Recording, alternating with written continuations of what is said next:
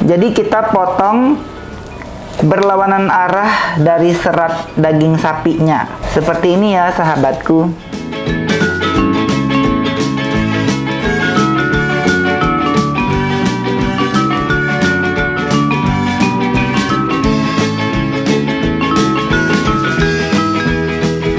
Halo sahabatku, apa kabar? Semoga Anda semua sehat selalu dan bahagia.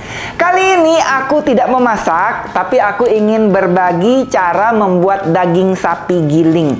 Jadi selama ini aku jarang sekali membeli daging sapi giling, kecuali aku pergi syuting di satu tempat dan di sana tidak ada daging fresh, hanya ada daging yang udah digiling.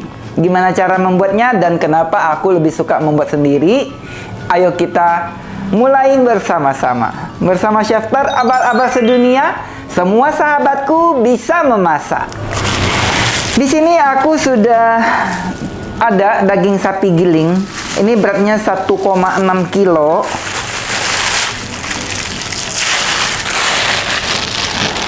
Tuh. Dan ini beku tadinya, barusan aku keluarkan dari kulkas. Pertama-tama aku mau tap-tap dulu daging sapinya. Jadi ini adalah daging sapi yang aku beli dari supermarket.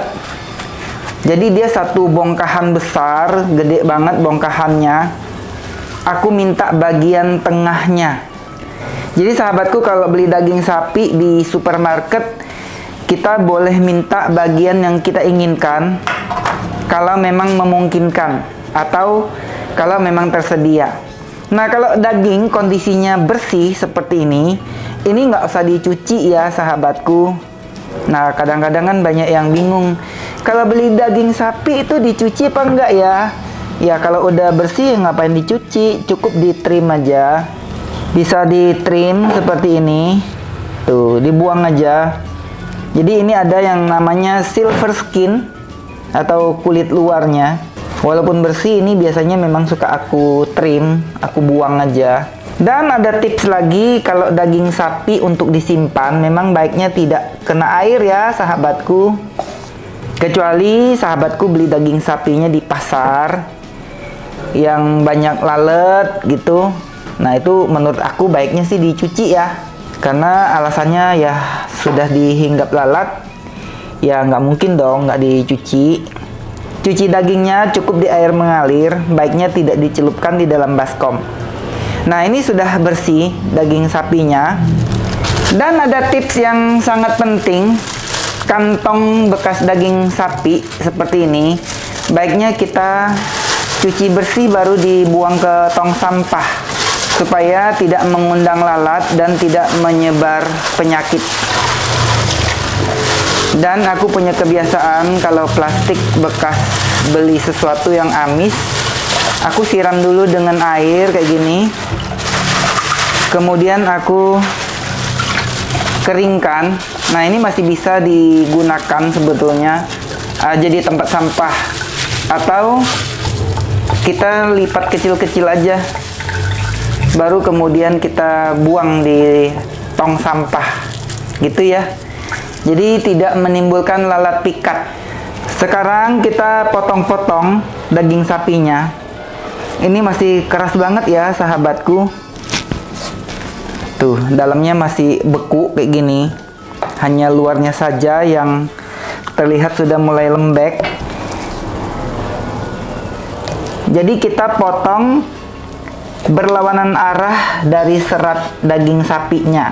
Seperti ini ya sahabatku. Kalau dipotong seperti ini bisa dimasak serbaguna ya sahabatku. Tapi kali ini aku hanya buat dijadikan daging sapi giling aja.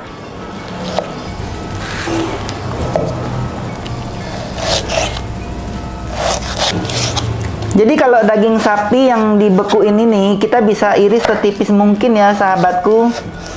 Misalnya sahabatku kepengen bikin cah daging sapi dan sebagainya, atau mau dijadiin masakan di hotpot bisa juga. Tapi ini bagian daging sapi yang keras sih sahabatku. Ini bagian daging paha. Kalau bahasa kerennya namanya top side, alias daging bokongnya sapi ini. Dan biasanya ini sering digunakan untuk masak rendang.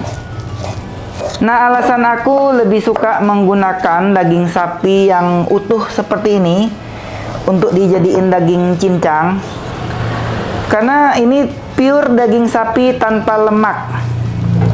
Jadi pada waktu dimasak dia tidak mengalami banyak penyusutan, dan aku tahu kualitas dagingnya seperti apa. Tidak dicampur dengan lemak-lemak sapi, tidak dicampur dengan tetelan gitu ya. Walaupun sedikit banyak pekerjaan gitu, tapi nggak apa-apa. Dan harganya lebih murah. Jadi kalau beli daging sapi yang udah digiling di supermarket itu sekitar 180.000 per kilogramnya, atau 18.000 rupiah per 100 gramnya. Kalau ini kemarin aku beli hanya 120.000 saja per kilogramnya. Jadi lebih hemat ya sahabatku. 1 kilo beda 60.000 rupiah. Dan aku mendapatkan 100% daging sapi tanpa lemak, tanpa tetelan.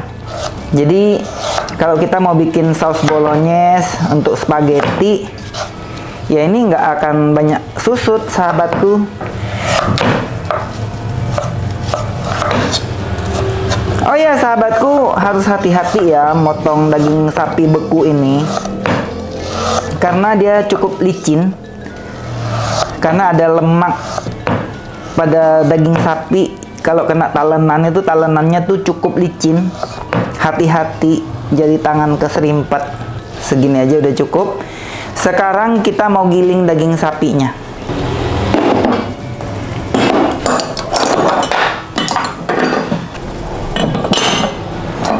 Selanjutnya kita akan pasang mesin giling dagingnya. Sahabatku, jangan tanya ini beli di mana, mereknya apa.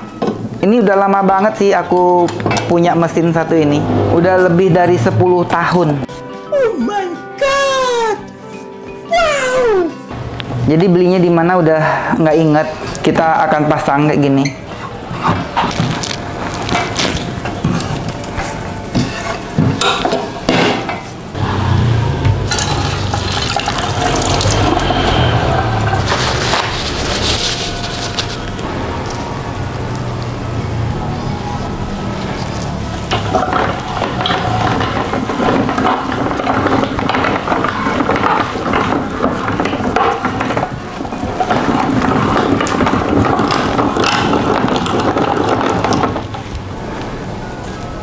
Sebenarnya ada baiknya daging sapi ini dicincang kasar sebelum digiling. Jadi dia tidak nyangkut di dalam ulirnya ini. Kalau ini dia banyak serat yang membuat dia tuh mampet. Nah, harus diginiin nih sahabatku. Nah, kayak gini-gini. Seperti ini nih, banyak serat nih yang bakal bikin mesinnya tuh nyangkut.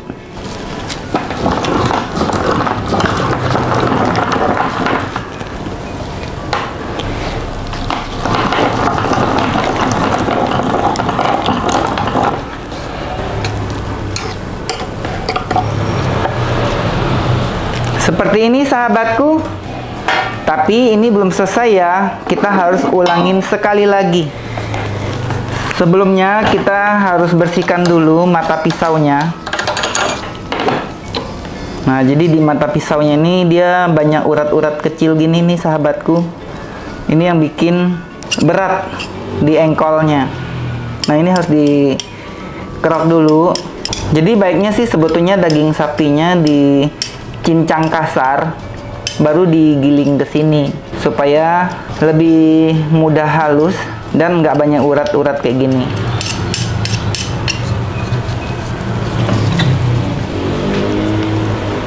Di mata pisaunya juga harus kita bersihkan supaya tidak banyak urat. Ini urat semua nih sahabatku, alot banget. Kita kita keluarkan dulu, dan ini nanti akan digiling di paling penghujung. Kita pasang kembali mesinnya.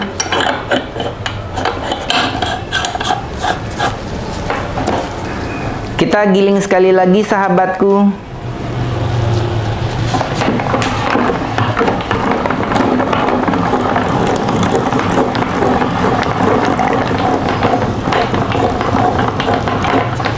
Untuk kali kedua ini engkolnya sudah mulai lebih ringan karena urat-uratnya udah putus. Buat sahabatku yang mungkin males menggunakan mesin tradisional yang kayak gini, bisa beli mixer yang sudah ada mesin giling ikan juga ya, sahabatku. Jadi pakai listrik lebih hemat tenaga manusianya. Jadi nggak usah ngos-ngosan kayak aku.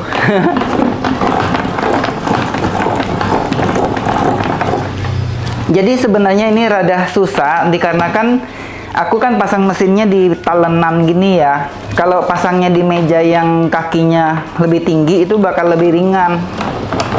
Karena mejanya nggak bergerak, sahabatku. Kalau ini mesti sambil ngimbangin talenannya yang lari-lari gini. Ya, tapi selesai juga nih, sahabatku.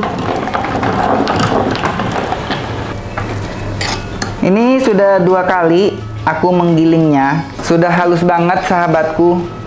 Dan ini dagingnya tidak terkena air sama sekali. Kalau mau disimpan, ini masukin ke kantong plastik yang kedap udara. Bisa disimpan bungkus saja tanpa ada rongga.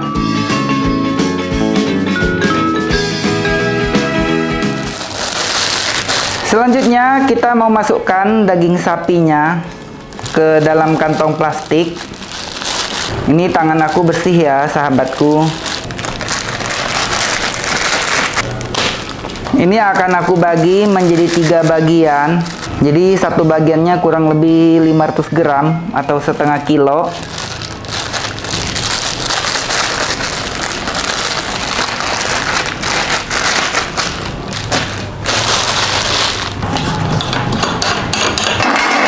Bagian yang di dalam mesin kita keluarkan juga.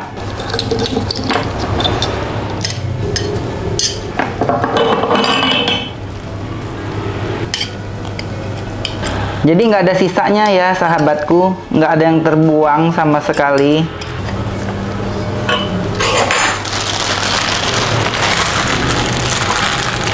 Kita timbang seberat 500 gram ya, sahabatku.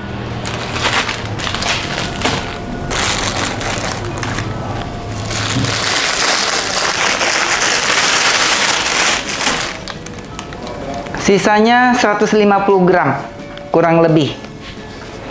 Jadi total beratnya nih semuanya 1 kilo 650 gram. Selanjutnya kita akan tulis daging sapi giling 500 gram. Supaya nanti kalau di kulkas nggak salah pas ngambilnya juga inget gitu ya.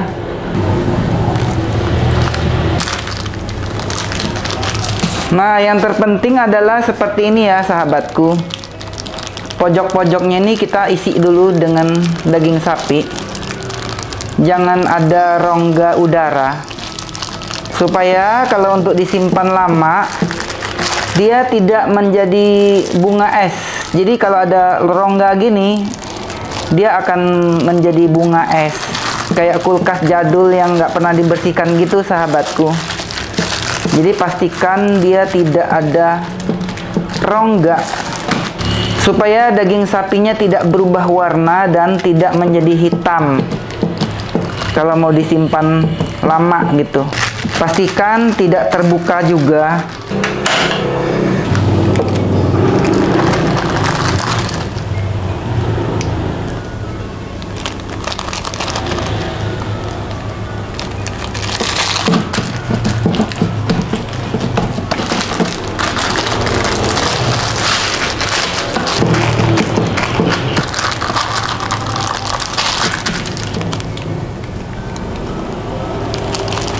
Seperti ini ya sahabatku.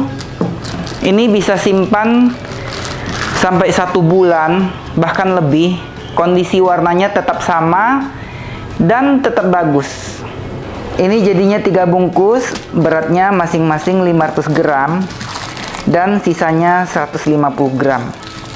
Ini bisa digunakan untuk masak saus bolognese, bikin lasanya, tumis-tumis apalah gitu ya sahabatku. Nanti akan kita posting video-video berikutnya.